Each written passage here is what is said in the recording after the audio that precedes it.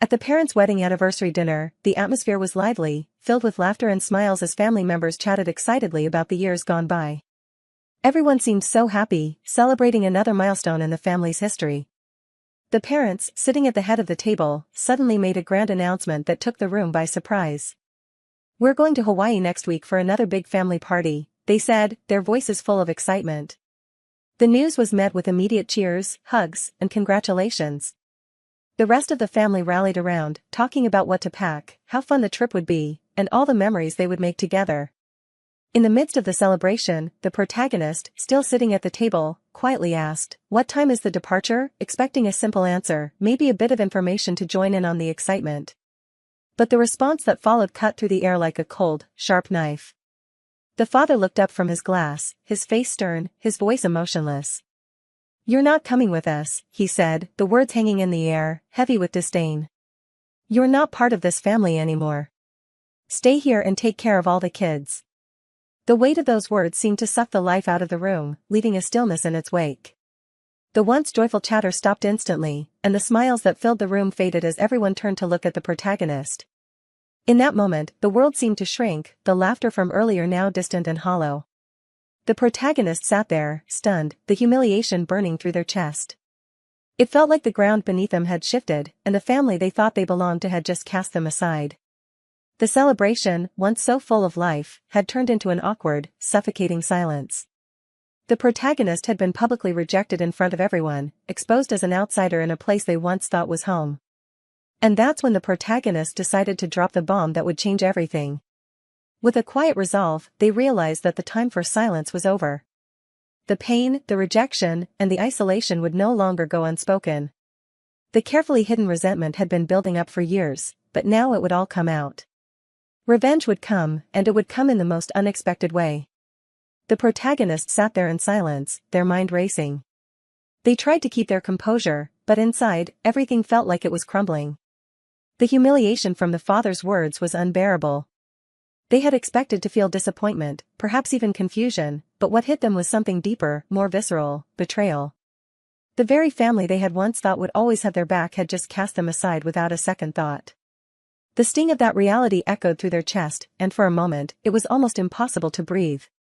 The room seemed to close in, the faces of their relatives blurring around them as the weight of exclusion pressed in on every side.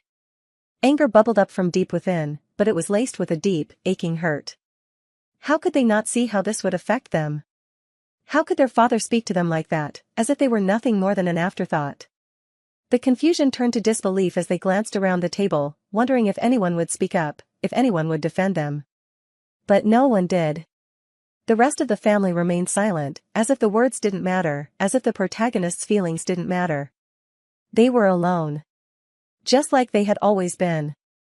But as the emotional turmoil raged inside them, something else began to shift, a quiet, dangerous resolve.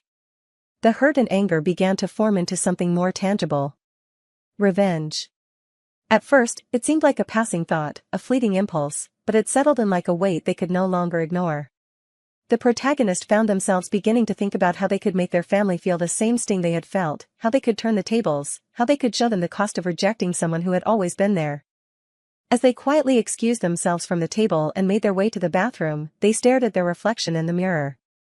What had once been a family, united and loving in their eyes, now seemed like a group of hypocrites, people who spoke of love but acted in cruelty. The realization was sharp and bitter. The protagonist had been wrong all along, believing in something that wasn't true. They had never been part of this family. And now, they would make sure the family knew what it felt like to be on the receiving end of that kind of rejection. The seed of revenge had been planted, and there was no turning back now. As the protagonist stood there in front of the bathroom mirror, trying to steady their breath, the harsh sting of their father's words echoed in their mind. It was as if the world had gone silent, leaving only the memories of past moments that had shaped their feelings of isolation and hurt. The weight of those moments came flooding back, each one a sharp reminder that they had never truly been a part of the family they'd always tried so hard to belong to. There was the birthday party, the one that was supposed to be special, but instead, it felt like a cruel joke. It was the protagonist's 10th birthday, a day they'd looked forward to for months. They had imagined everyone gathered around, singing and laughing, celebrating them. But as the day unfolded, it became clear that no one had remembered. The cake wasn't even for them, it was for the family's favorite child, their older sister, whose birthday had passed just a few weeks prior. The protagonist stood there, feeling invisible, as their family sang happy birthday to their sister, their voices echoing in the protagonist's ears, the sharpness of exclusion cutting deep. They tried to smile, but it felt like a mask they could no longer keep up. Then there were the countless times the parents showed obvious favoritism. The protagonist's younger brother always seemed to get the better treatment. Whether it was the car he got for his 16th birthday or the praise he received for the simplest accomplishments, it was always clear that he was the golden child. The protagonist's own achievements were met with indifference. When they got a scholarship, it was brushed aside as if it were no big deal. But when their brother received the same recognition for a much smaller feat, it was like the world had been made to revolve around him. The disparity wasn't just in material things, it was in the love and attention given, too. The protagonist began to understand, through these repeated instances, that they were never going to be the favorite, never going to be the one celebrated or cherished. And the times their struggles went unnoticed were the most painful of all. When the protagonist had been going through a tough time in high school, struggling with bullying and feeling lost, no one seemed to notice. They poured their heart out to their parents, only for their mother to brush it off, telling them to be strong and move on. The protagonist could never understand how the same issues, if they had happened to their brother or sister, would have garnered all the attention. The lack of support was suffocating, leaving the protagonist to deal with everything alone, without a shoulder to lean on. Each of these moments built up resentment, layer by layer, until it was too much to ignore. The incident at the dinner, the final blow, wasn't a random act. It was just the latest in a long history of neglect, exclusion, and favoritism. The protagonist's heart hardened with the realization that they had never been seen, never truly been part of the family. These memories, painful as they were, now fueled the fire inside them. Revenge wasn't just a response to a single event, it was the culmination of years of being overlooked, unappreciated, and rejected. And now, it would all come crashing down. The protagonist stood there, alone in the bathroom, still staring at their reflection in the mirror. Their hands were trembling slightly, but it wasn't from fear, it was from something deeper, something that had been building up for years. The betrayal from their father, the public rejection at the dinner, it had all piled up to this moment. They had been wronged, and the weight of that wrong had been pressing on them for so long that it could no longer be ignored. The hurt, the anger, the years of feeling less than, of being treated like an outsider, it all demanded to be addressed. No more silence. No more pretending. The decision was made. The protagonist would exact revenge. It was the only thing that made sense now. For too long, they had suffered in silence, taking the pain of being overlooked, dismissed, and ignored. No longer. The family had pushed them to this point, and now it was time for them to feel the consequences of their actions. It wasn't about redemption. It wasn't about reconciliation. It was about making them understand, making them regret the way they had treated the protagonist all these years. It was time to take control of their own story. The first step in the plan came quietly, subtle manipulations, small interactions that were meant to plant seeds of doubt. A carefully placed comment here, a slight dig there, things that seemed innocent at first but would slowly start to build tension. The protagonist knew how to use their family's weaknesses against them, how to push their buttons without them even realizing what was happening. It was a game, but the stakes were real. But even as they began to execute their plan, an internal debate raged inside. Should they really go through with this? Could they just walk away and try to move on, forgiving their family and letting it go? The pain was immense, but so was the temptation for justice. Forgiveness felt impossible, and the betrayal was too deep. The protagonist knew, without a doubt, that there was no going back now. Revenge wasn't just an option, it was the only thing that could bring some sense of closure. The protagonist's plan began to take shape quietly, almost imperceptibly at first. It was all about subtlety, about working from the inside, planting seeds that would grow into full-fledged chaos. They started by focusing on the cracks in the family's facade, the things that no one ever spoke about but that were always there, lurking just beneath the surface. They knew that mistrust within the family would be the key to everything. It was easy to target the deep-rooted rivalries between siblings, so the protagonist began sowing doubt. First, they whispered small, seemingly innocent remarks to their older sister, comments about how the parents favored the younger brother more than anyone else, how the father's praise for him seemed hollow and manipulative. They made sure their sister's insecurities about her place in the family were amplified, slowly turning her feelings of resentment into open hostility toward the brother. At the same time, the protagonist began planting subtle doubts in the younger brother's mind. They would mention how the mother often spoke ill of him behind his back, how her expectations were always impossibly high, but that she never seemed to see his true efforts. Next, the protagonist shifted their attention to the parents themselves. They started making little comments, disguised as casual observations, to make the parents question each other's actions. When their mother was in the kitchen, the protagonist would casually drop a remark about how the father had been making secret decisions about the trip without consulting her, how he made sure to exclude the protagonist intentionally from every important family event. The goal wasn't just to cause tension, it was to turn the family's perception of each other upside down, creating a mess of accusations, doubts, and half-truths that would eventually unravel their unity. As the plan took form, the tension in the house began to build. The protagonist watched from the sidelines, a quiet observer as the first signs of discord rippled through the family. The once cohesive unit now felt fragmented, with every conversation laced with suspicion.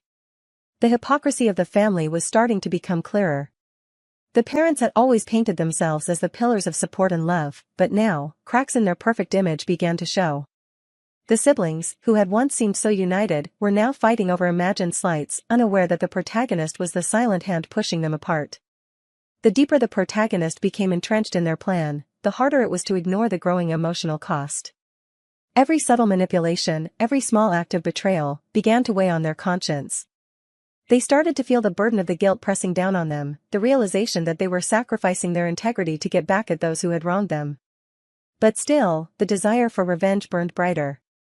The family had destroyed what little trust had remained, and now the protagonist was willing to pay any price to make them feel the same way.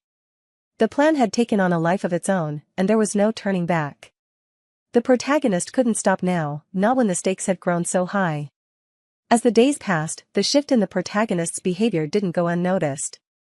The once outgoing, easygoing family member had become distant, cold, and cryptic. The subtle provocations and manipulations had begun to take their toll. The family could sense something was off, but no one could quite pinpoint the cause. Conversations that once flowed easily now felt strained, and the protagonist's silence only added to the tension. It didn't take long for family members to start confronting them. The younger sister was the first to speak up, asking, "What's going on with you? You've been so distant lately." The protagonist brushed her off with a vague answer, making it clear they didn't want to engage. This only pushed the family further away, creating a noticeable rift. The situation escalated quickly. Sides were drawn. Some family members began defending the protagonist, wondering if there was something they weren't seeing, perhaps the protagonist had been wronged, after all. But others, including the parents, accused them of being difficult, ungrateful, and manipulative. The protagonist didn't bother to correct their assumptions, letting the tension rise. Then came the pivotal argument. The father, visibly frustrated, snapped, "What's really going on with you?" The question hung in the air, but the protagonist refused to answer. Instead, they let the silence speak for them, leaving the family in a state of confusion and growing mistrust. The tension was thick, and the rift between them all seemed irreparable. The tension had reached its boiling point. The family was gathered, trying to act like nothing had changed, but the rift was palpable, an undercurrent that no one could ignore. The protagonist stood at the center of it all, their heart pounding, knowing this was the moment. It was time to drop the bombshell, to reveal the truth that had been simmering beneath the surface for so long. With a sharp breath, the protagonist finally spoke, their voice steady but laced with anger. "You think I've been difficult, ungrateful, manipulative? Let me show you what it really feels like to be treated like you don't matter," they said. The room went silent, everyone frozen in shock as the protagonist unleashed their truth. "All these years, I've been watching you, listening to your lies, pretending to be part of a family that never cared about me. I've been left out and ignored, but I'm done pretending. I've been manipulating you all, just like you've been manipulating me." The bombshell hit hard. The family sat stunned, unable to process the reality that had been right in front of them. The protagonist's words echoed through the room, challenging everything they believed. Emotions erupted, accusations flew, and the carefully constructed family dynamic cracked wide open. This was the breaking point. The revenge had been exacted, and the consequences were more than anyone could have imagined. The divide had never been so clear. The family was left in stunned silence, the emotional chaos of the confrontation still hanging in the air. Everyone retreated to their corners, processing the fallout in their own way. The protagonist stood amidst the wreckage, feeling a strange mix of satisfaction and emptiness. They had gotten what they wanted, revenge, justice, whatever they wanted to call it, but now, it didn't feel like enough. The anger that had fueled their actions slowly began to dissipate, leaving behind a hollow feeling, a quiet ache in the pit of their stomach. The family was broken, and yet, the protagonist felt no peace. They thought revenge would bring closure, a sense of validation that they had been right all along. But as the silence settled, all they felt was the weight of the damage they'd caused. They had torn apart what was left of their family, but in doing so, they had also torn something inside themselves. As they looked out the window, watching the sunset, the protagonist realized that while revenge had been justified in their eyes, it hadn't brought the freedom they had hoped for. "I thought revenge would make me whole," they whispered to themselves. "But all it did was leave me more lost than before." The emotional scars were deeper now, and peace seemed further out of reach than ever.